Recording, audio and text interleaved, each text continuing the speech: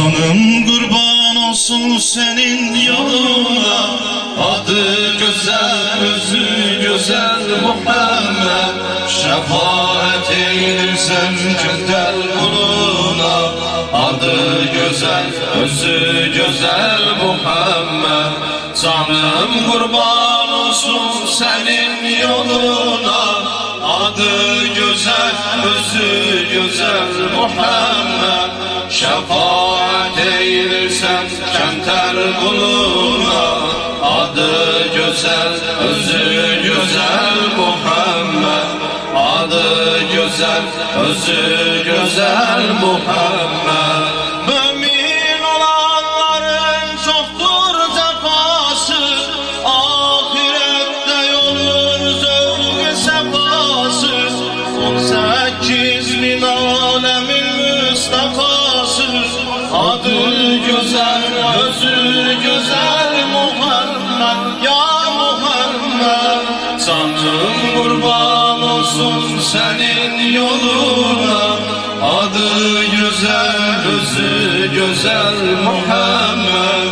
Şefaat eylirsen kemter kuluna, adı güzel, özü güzel Muhammed.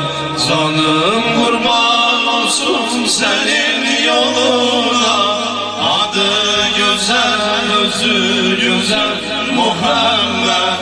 Şefaat eylirsen kemter kuluna, adı güzel, özü güzel Muhammed.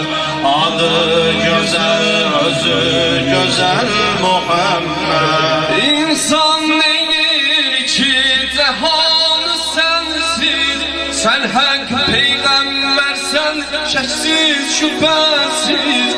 Sana inanmayan gider imamsız, adı güzel, özü güzel Muhammed. Ya Muhammed, İnsan neydir iki cehan sensiz, sen hak peygambersen şeksiz şüphesiz. Sana inanmayan gider imamsız, adı güzel, özü güzel Muhammed. canım kurban olsun senin yoluna, adı güzel, özü güzel Muhammed. Şefaat eylirsen kemter kuluna, adı güzel, özü güzel Muhammed.